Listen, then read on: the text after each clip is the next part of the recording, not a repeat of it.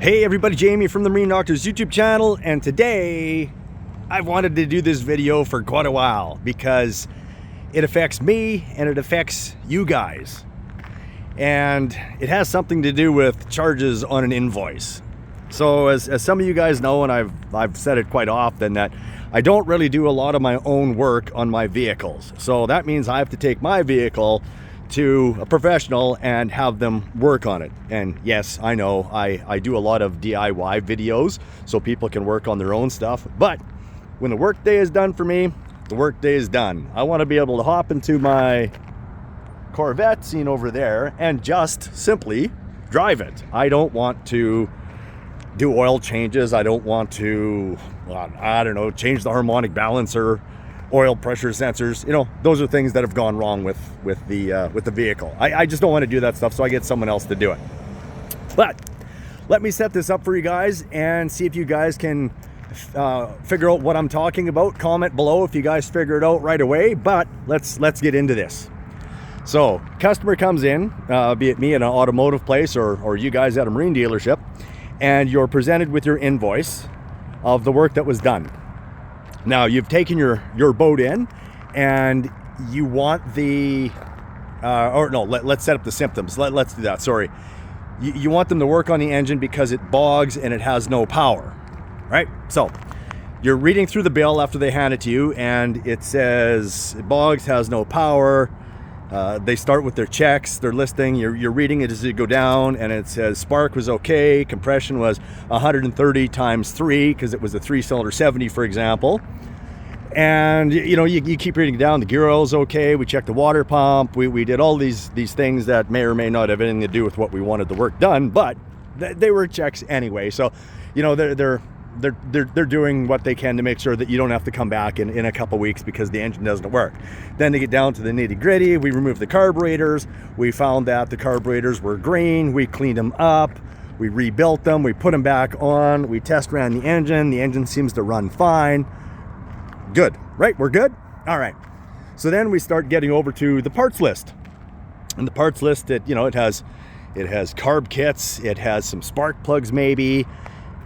Some gear oil, maybe a water pump that they put in, and we keep reading on down, and then these things come up and you start reading and it says rags, cleaning supplies, electricity, water, cleaning up the mud puddle that was in the back that someone complained in comments about.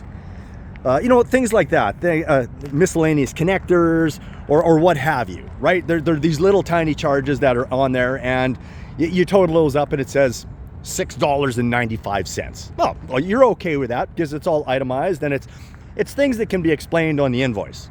All right. But then some technician or some shop somewhere came up with this really good idea.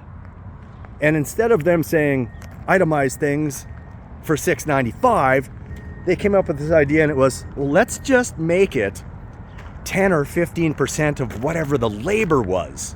And in circumstances, we'll even make it 10 or 15% of the total bill. And then we'll put it down there. And wait, we got to call this something. Shop supplies. Yeah, okay. So here's your $600 bill, and here's an extra $60 tacked onto it, so it's $660 because we're going to put shop supplies on there. Well, that's all fine and dandy, and I can tell you guys a little bit of a story, and I don't charge shop supplies here. I itemize everything for people so that they have an understanding of what they're being charged for.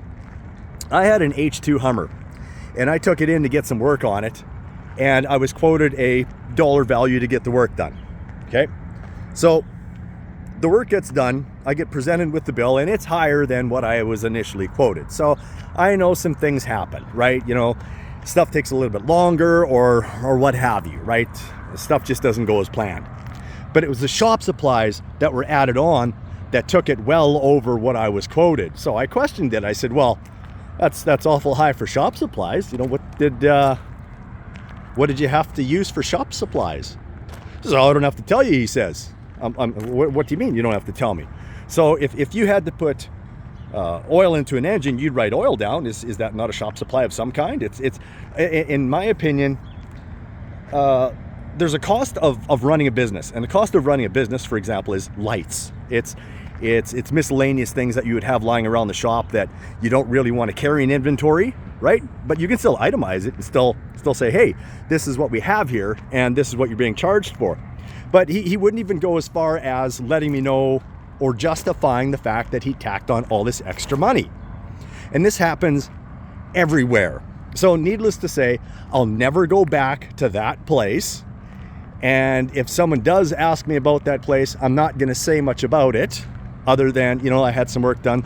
The work worked, right? And that's it. I'm not going to badmouth that place. That's not me. But it happens so often. And it's just one of those things that the dealerships feel justified that it's okay.